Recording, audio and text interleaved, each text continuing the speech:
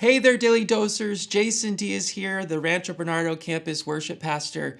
I'm so thrilled to be speaking with you today because today we're talking about the Holy Spirit and his omnipresence in our lives, meaning that he's always around us and in all places at all times.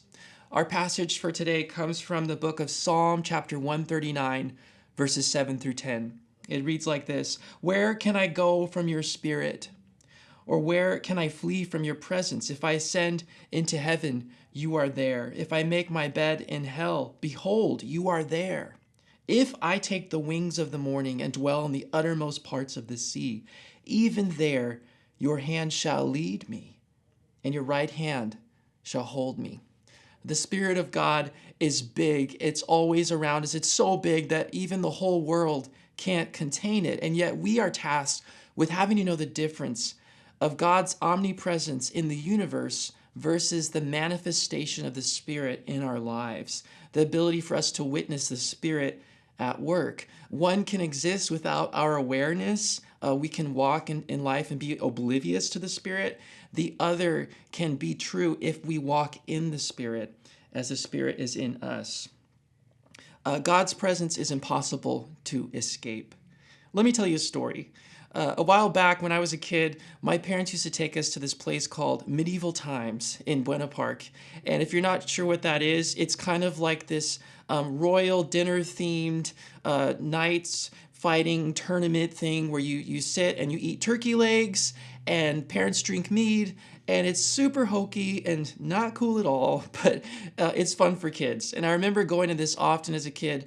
And this one time we went, I was around 11 or 12 years old.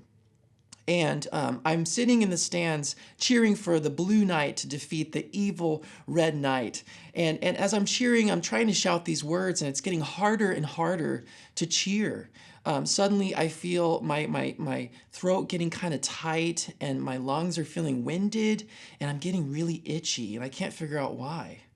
And so I asked my dad, "Hey, Dad, I'm having trouble breathing. I think I need to go outside for a minute." So we head outside, and within a few minutes, I'm on the ground now, on my back, just wheezing in and out of consciousness. It's really scary, right? And so I remember my dad calling 911, and the medics showing up and they tear open my shirt, and they put all these leads on my chest, and they give me an oxygen mask. And within a few minutes, I'm kind of coming back to normal, and I'm starting to calm down again. But man, it overtook me, this fear that suddenly I felt like I was on the brink of death, and I couldn't figure out why. And it turned out I had an allergic reaction to all of this horse dander and dust in the air. And I was breathing that in the whole time that I'm cheering and having a good time, not realizing that this thing is slowly killing me from the inside out. But how amazing was it that as I got outside, the very thing that saved me was also something that I couldn't see. It was oxygen. In our spiritual life, we crave the Holy Spirit like we crave air, right? We can't go without air for more than a few moments in life.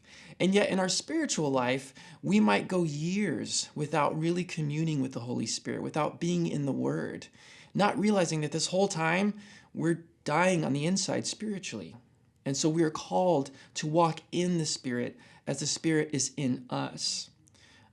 Sometimes we play this game with God where we think we'll play two truths and a lie here. And we'll say, "Lord, my life is hard.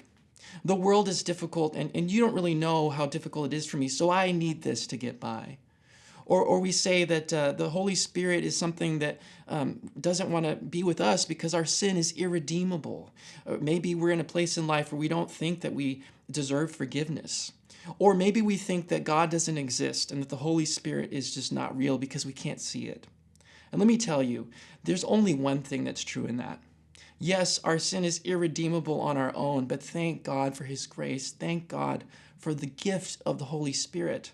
And when the world gets tough, take heart, for Jesus has overcome the world.